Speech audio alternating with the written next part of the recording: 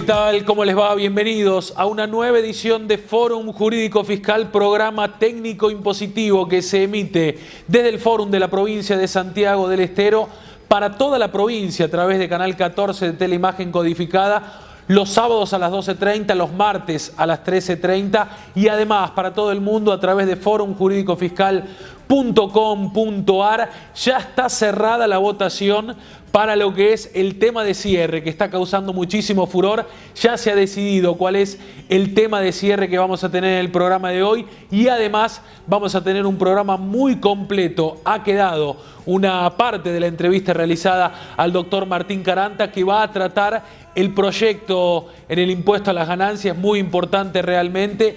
También vamos a estar en la tercera y última parte con el doctor Cerro, el micro del Consejo Profesional de Ciencias Económicas, y en el cierre, en el final, con el contador Pena y un fallo muy importante que realmente queremos desarrollar para ustedes. Tengo que agradecer obviamente a la gente de La Perla, siempre apoyando al programa. La Perla en su esquina habitual de Independencia y Avellaneda. Ahora nos metemos rápido en el contenido del programa. El doctor Francisco Cerro, en la tercera parte, va a seguir desandando el tema de la reforma planteada a la justicia. Habían quedado algunos temas puntuales para tratar. En la última parte, el doctor Francisco Cerro, aquí en Fórum Jurídico Fiscal.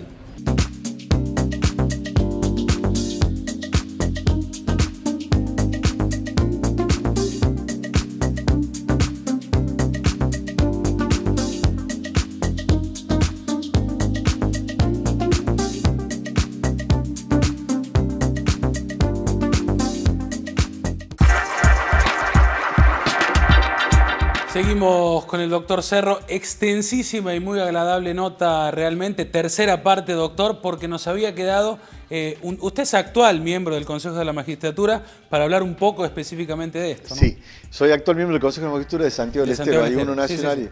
Sí. Claro, porque en el tema de la democratización de la justicia, el más importante es justamente el Consejo de la Magistratura, claro, que ha sido en definitiva el objeto de todo este movimiento, ¿no?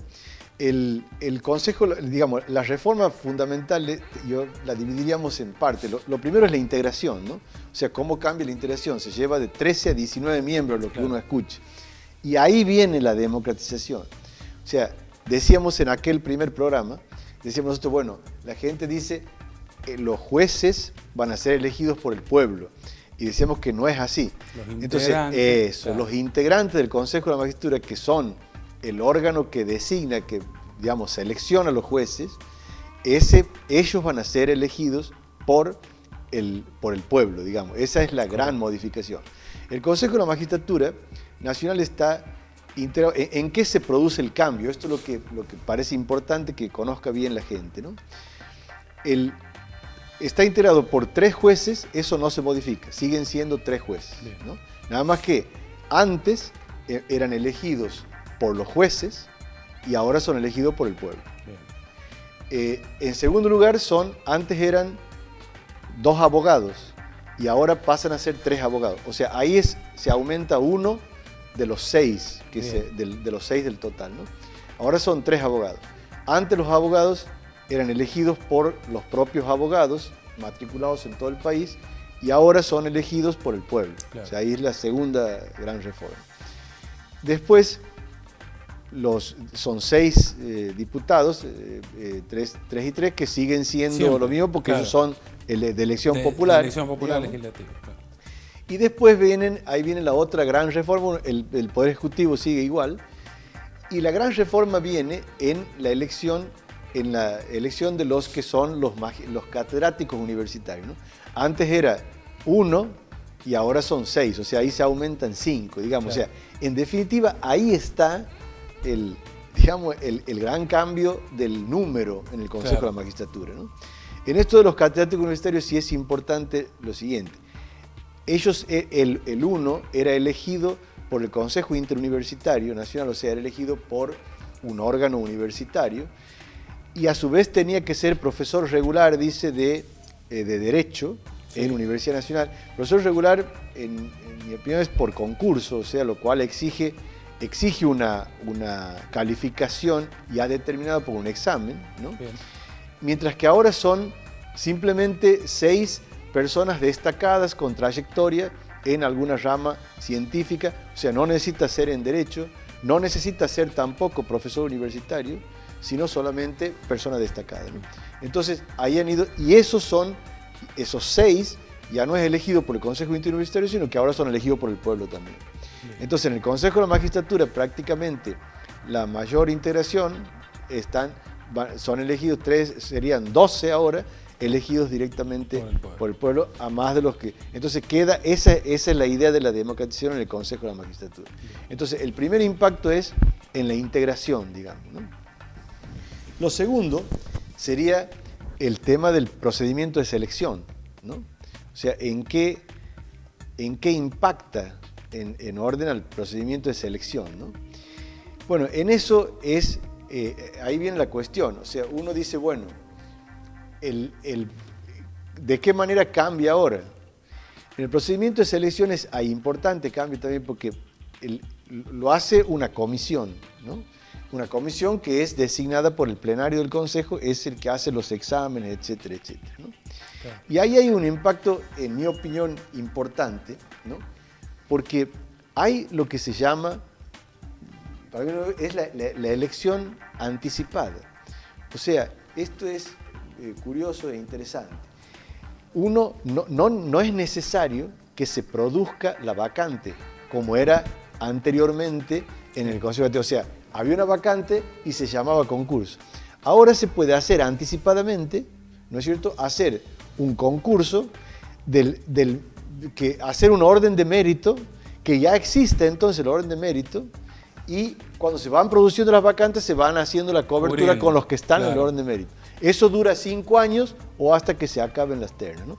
Esto, digamos, implica que un Consejo de la Magistratura actual es el que va a elegir por los próximos 5 años quiénes van a ser. O sea, no en el momento, sino que ya están elegidos con anterioridad, ¿no? Claro. Esa sería la segunda cuestión. Y después lo tercero, que sería en el procedimiento de remoción, digamos, que es la parte importante, ¿no? El procedimiento de remoción, que es, ahí sí impacta porque hayan cambiado la mayoría. Esa es la parte, digamos, que influye mucho. Que ha sido más problemática, claro, digamos. Porque, ¿cómo es la cuestión? Antes la remoción del magistrado exigía 2/3 del Consejo, con lo cual el que tenía solamente, la mayoría que tenía solamente el Estado, no le era suficiente para poder arbitrar. Ahora es mayoría absoluta. Mayoría absoluta significa más de la mitad. O sea, 19, de 19 tienen que ser 10, ¿no es cierto? Claro. Entonces, con 10 ya se puede remover un magistrado. Y esta es la cuestión, esta es la crítica a la afectación que se hace a la independencia del Poder Judicial, en el sentido de que ahora queda expuesto a la remoción solamente con mayoría absoluta, ¿no? ¿Cuáles fueron los fundamentos de la Corte Suprema y cuáles las consecuencias que va a tener? Claro, el fallo de la Corte ha sido la declaración de inconstitucionalidad de 4 artículos. La Corte ya se pronunció sobre el fondo, ¿no? Claro. En el amparo del Colegio de Abogados. Lo primero es, ha suspendido, digamos, ha dejado sin efecto y ha vuelto a la ley anterior en la integración. O sea, ahora va a seguir integrado por ahora. En segundo lugar,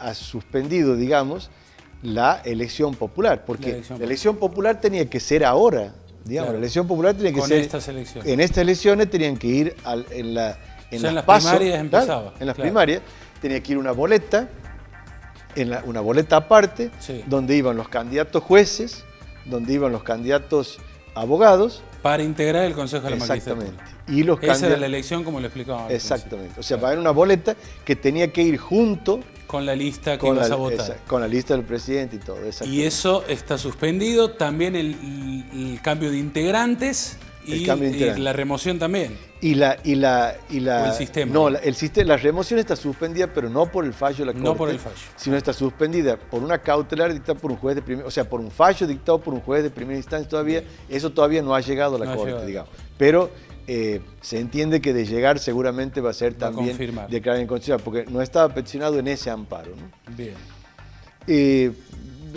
Por último, digamos, si uno tuviera que decir, los jueces...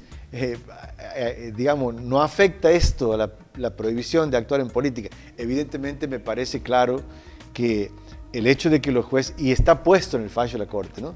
O sea, el fundamento del fallo de la Corte central es ese, ¿no?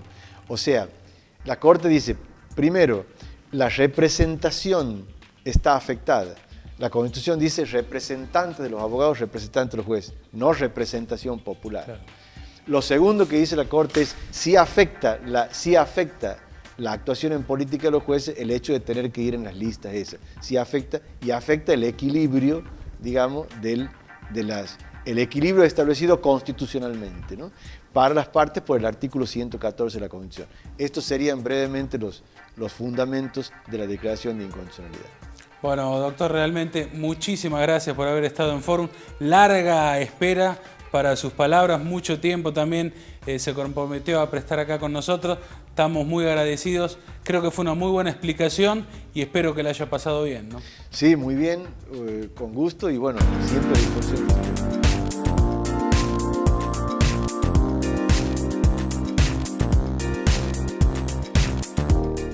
U24 tiene un plan para usted.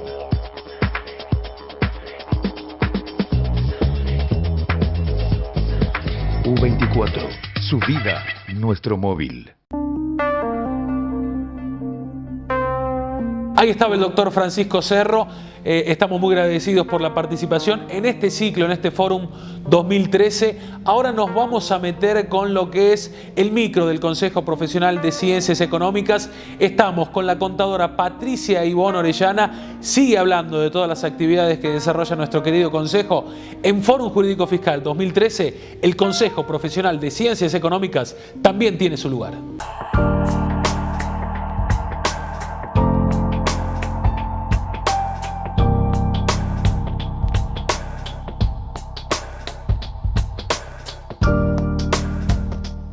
Buenas tardes, muy bienvenida nuevamente al programa.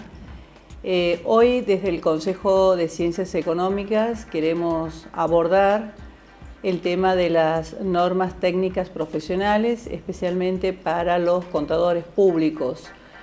Este tema, muy técnico por supuesto, a diferencia de los anteriores que tenían que ver más bien con lo que es una política de gestión, se refiere fundamentalmente a las normas profesionales que los contadores públicos aplicamos al momento de preparar los estados contables o, como conoce el público en general, el balance.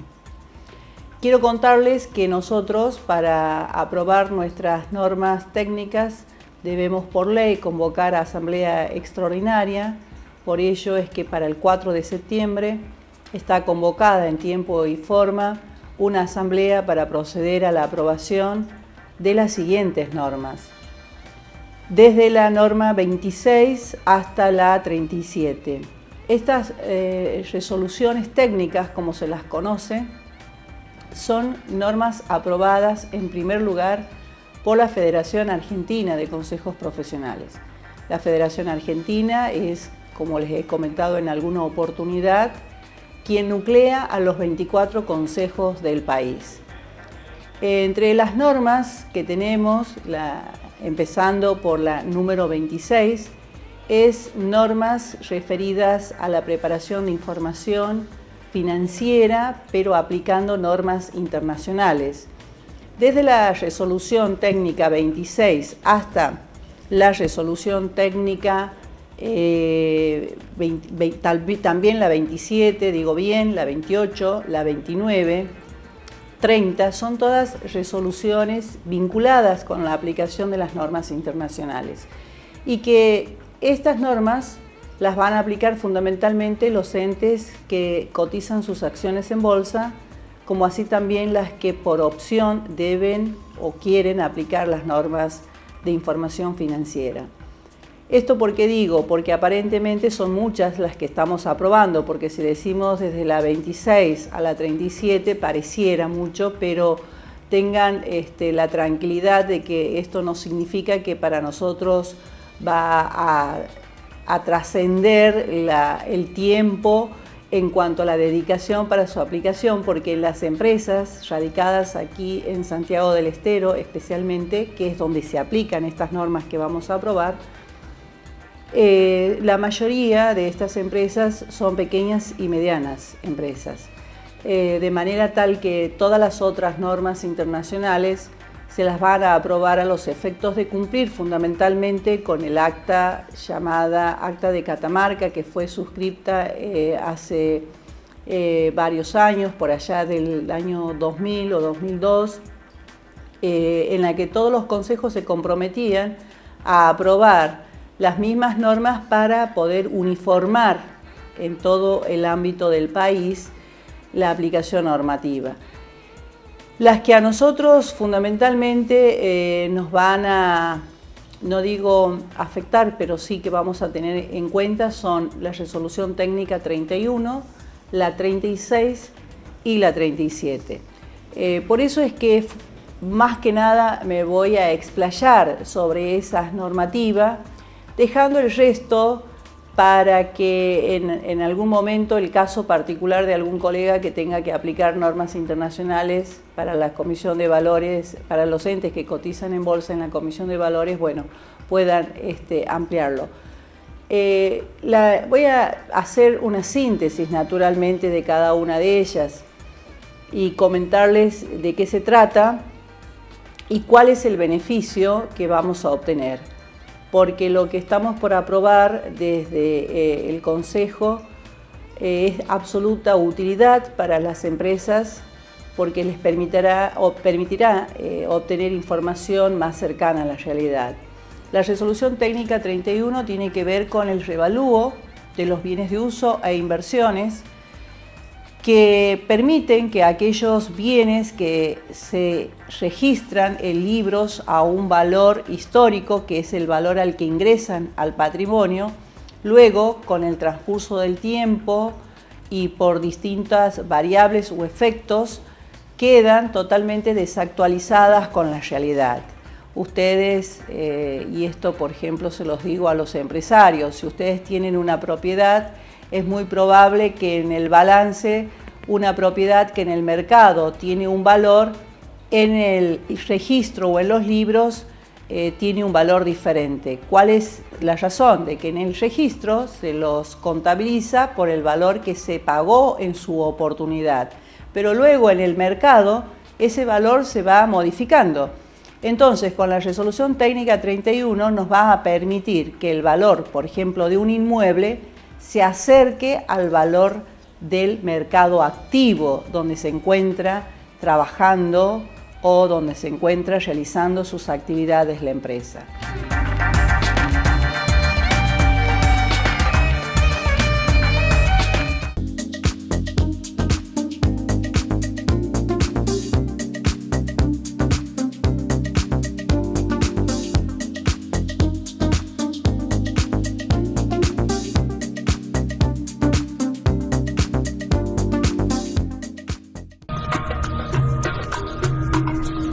Seguimos en Fórum Jurídico Fiscal, ahí ha pasado nuestro querido Consejo Profesional de Ciencias Económicas. No se olviden, al cierre del programa, un importante fallo para desarrollar con el contador Pena. Ahora tenemos una tercera parte, una tercera entrevista realizada al doctor Martín Caranta, socio de MR Consultores, que viene a desarrollar lo que es el proyecto de impuesto a las ganancias referido a la gravabilidad de la renta financiera. Es muy importante.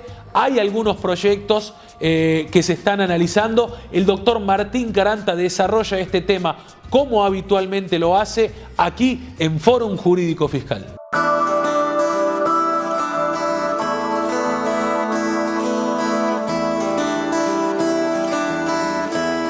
Martín, parece que hay bastante revolución en los congresales con ganas de cambiar el impuesto a las ganancias y algunos otros impuestos también.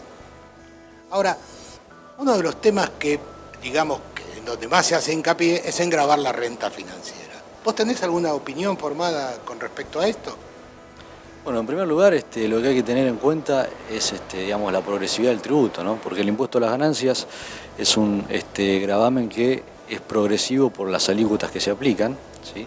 Y si le introducimos mayor materia imponible, no solo se va a hacer más progresivo el tributo, sino que se podría hacer incluso más progresivo el sistema tributario. ¿está bien? Es decir, quienes obtienen rentas fuera de lo que es lo esencial para vivir, como podría ser una remuneración que percibe un asalariado, da cuenta de que tiene una mayor capacidad contributiva. Pero no obstante esto que te digo, de hacer más progresivo el sistema tributario, también hay que tener presente en cómo le pegará esta movida al sistema financiero. Es decir, se dejarán de hacer operaciones financieras, producto de que resultarán grabados, por ejemplo, los plazos fijos, o los sujetos, sabiendo que está grabado o que estará grabado un plazo fijo, mutarán respecto de la inversión que realizarán. ¿Serán, por ejemplo, un fondo común de inversión? ¿Serán, por ejemplo, compraventa de acciones? Bueno, yo estoy más por lo segundo, porque es decir, a alguien que pone un plazo fijo y la rentabilidad que le dan está por debajo de la inflación, si además le aplicás impuestos, indudablemente se va a mudar. Se va a mudar, va a ir a otros nichos que le dé algún tipo de rentabilidad, porque si no, indudablemente no le conviene, digamos, aplicarlo ahí. Es más, el otro día estaba leyendo una estadística y comentaba que si se incorpora la renta financiera, a la recaudación se le sumaría alrededor de un 4%. No sé, bueno, podrá tener errores como todas las estadísticas, pero tampoco sería tan extraordinaria, digamos, la suma de recaudación que tendría el fisco. Claro, en términos de equidad estamos de acuerdo, pero también la progresividad tiene que ver con la inflación. Sí, la progresividad tiene mucho que ver con la inflación y también lo que tenemos que tener presente es que hay una vieja deuda en materia de modificación del sistema de impuesto a las ganancias. Y esta vieja deuda tiene que ver con una falta de progresividad real en las escalas que prevé el artículo 90 de la ley. Las escalas han quedado elaboradas de forma tal donde cualquier sujeto que tiene una renta neta en un año fiscal igual o superior a 120.000 pesos, termina tributando un impuesto a la alícuota máxima del 35%. Entonces, con lo cual hoy con la inflación prácticamente esta es una de las, dejó de ser la alícuota máxima para ser una alícuota medio promedio ya, ¿no? Exactamente. Entonces, si se va a hacer alguna modificación al impuesto a las ganancias, tal vez sería oportuno retocar este artículo 90 a los efectos de que quede más ayornado al poder adquisitivo actual de nuestra moneda, que es el peso. Sí, a los propios ajustes salariales que vino haciendo, año a año, los distintos convenios colectivos. Es decir, esto me parece que más allá de discutir el valor o no de la inflación, la veracidad o no de la inflación, más allá de eso hay una referencia objetiva, el salario. Exactamente. Y después, bueno, en otras épocas de situaciones económicas complicadas, como recordarás, se han hecho algunas medidas paliativas, como por ejemplo un impuesto a las altas rentas. Es decir, además de gravar la renta financiera, existen otras recetas que se podrían evaluar a los efectos de ver si conviene o no la aplicación. ¿Qué te parece si seguimos esta charla, pero cuando tengamos los proyectos en la mano? ¿Te parece? Con todo gusto.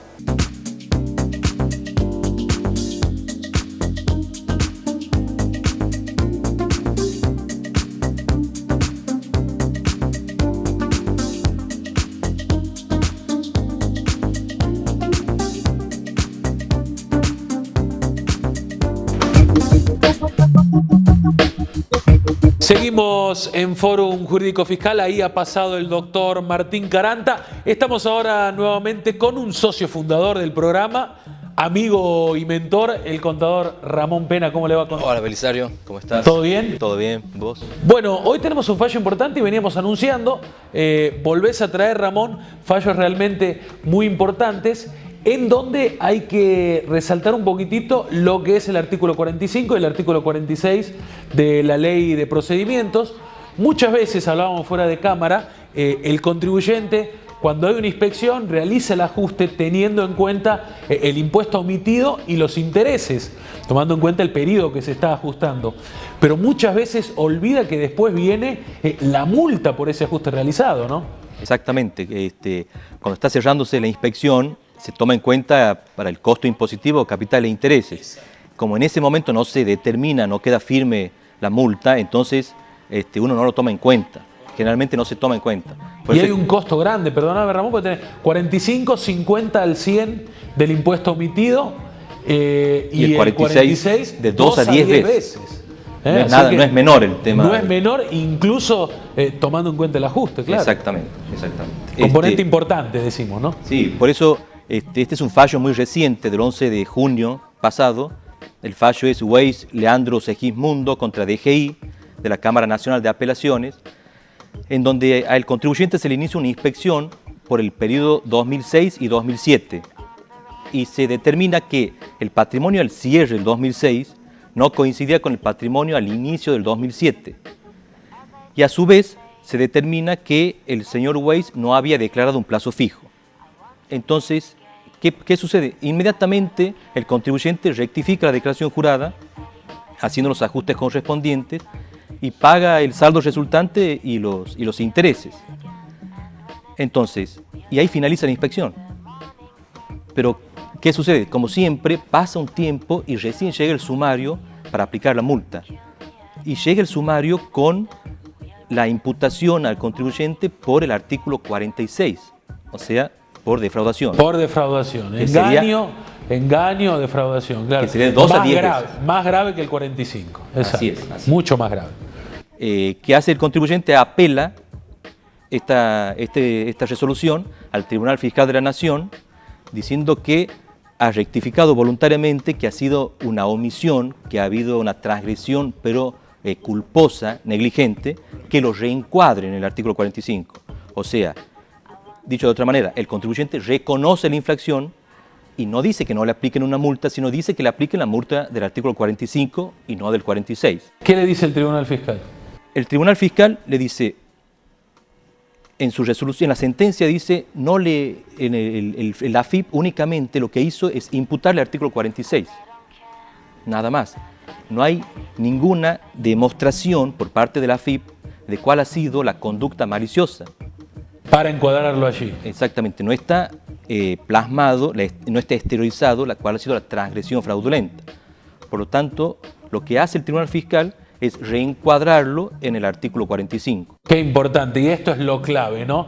De llevarlo del 46 o encuadrarlo del 46 al 45, muy beneficioso para el contribuyente, y esto es lo clave, ¿no? Claro, y hablando de números, era de 21.200 pesos, pasa a 5.100 pesos el ajuste. Claro, le está, en los dos casos, en el 46 y en el 45, le está aplicando el mínimo legal. Exactamente, el mínimo legal del artículo 49. Del 49, llevarlo a un tercio. ¿Por qué? ¿Por qué le está aplicando el mínimo, Ramón? El mínimo es porque el ajuste se produce voluntariamente antes de la corrida de vista. Ese es otro concepto importante. Muy importante, porque el ajuste le realizan por parte de los funcionarios fiscales y el contribuyente accede a ese ajuste voluntariamente y rectifica. O sea que no se llega a la determinación de oficio. O sea, se sucede antes de la corrida de vista. Y por ese hecho goza de los beneficios del artículo 49. Correcto, entonces 46, administración, mínimo legal obligado, pero sobre el 46. Después, Tribunal Fiscal, 45 en el reencuadramiento con el mínimo legal también. Así sería. Así estamos posicionados hoy en el Tribunal Fiscal. Perfecto. Obviamente la AFIP apela a la Cámara Nacional de Apelaciones. ¿Y cuál es el argumento de la AFIP? Dice, ese es un acto propio del contribuyente, plenamente eficaz y jurídicamente relevante. Por lo tanto, lo que hace la AFIP es imputarle directamente el artículo 46. Ahora, ¿cuál es mi opinión en este caso? ¿Cuál es la posición de la AFIP? ¿Qué se lee entre líneas? La AFIP está diciendo, miren, aquí ha habido una ocultación. Correcto. Hay un silencio y al silencio se lo toma como engaño defraudatorio por parte del contribuyente. Esa es la posición de la AFIP. Esa es la posición. ¿Y por qué digo que esa es mi opinión? Porque hay otros fallos en donde sí le hacen lugar a la AFIP al silencio como engaño defraudatorio. Entonces, esa es la defensa de la AFIP. ¿Qué dice la Cámara? La Cámara dice, no se demostró. La AFIP tendría que haber demostrado la conducta dolosa por parte del contribuyente y no lo hizo. Entonces, le confirma la sentencia del Tribunal Fiscal y reencuadra la multa del artículo 46 en el artículo 45. Qué bueno, qué bueno. Mientras la administración no realice el esfuerzo de demostrar la conducta dolosa, deberá ser encuadrado en el 45. Mientras no haga la descripción del comportamiento fraudulento, con lo cual la carga después para desvirtuar esto lo tiene el contribuyente, mientras no lo haga la AFIP, va al 45. Bien, y ahí, para cerrar ese caso, va con costas por su orden, ¿Por qué con costas por su orden? Y esto es importante para los abogados, porque el contribuyente reconoce la infracción y no dice que no se le aplique ninguna sanción. Él dice, lo que pide es que se le reencuadre en el artículo 45. Bien. Y eso es lo que sucedió finalmente, ¿no? Bueno, realmente un muy buen fallo, Ramón. Hace mucho que no te teníamos. Este fallo era muy importante, sí manejando lo que es detrás de cámara la grata sorpresa que tenemos con la votación al cierre de cada programa, ¿no? Realmente son importantes en Facebook sobre todo, la participación de la gente. Y la votación se torna siempre cabeza a cabeza, ¿no? cabeza. Esta vez, ¿quién ganó entonces? Porque ya nos estamos despidiendo. El grupo No Te Va a Gustar. No Te Va a Gustar, buen tema. Buen tema. Y ya pueden estar votando para el próximo programa. Vamos a tener los 80, como decíamos, que te había mandado el otro día, ¿o lo estás pensando? No, todo tu palabra. Tomás la palabra, entonces se viene, ya pueden estar votando. Hoy cerramos con un gran grupo, con No Te Va a Gustar. Fue un muy buen fallo del contador Ramón Pena, espero que haya sido entendido, y ya están votando en Facebook, en nuestra página personal, forumjuridicofiscal.com.ar. Se termina, Ramón, ha sido un lujo. Igualmente. Así se termina un nuevo Fórum Jurídico Fiscal. Hasta la próxima semana. Es sentirme acorralado, es por no haber apreciado y yo mismo haber tirado lo que la vida me dio. No sigo más, no tengo resto, soy solo esto, barro no más, no tengo nada.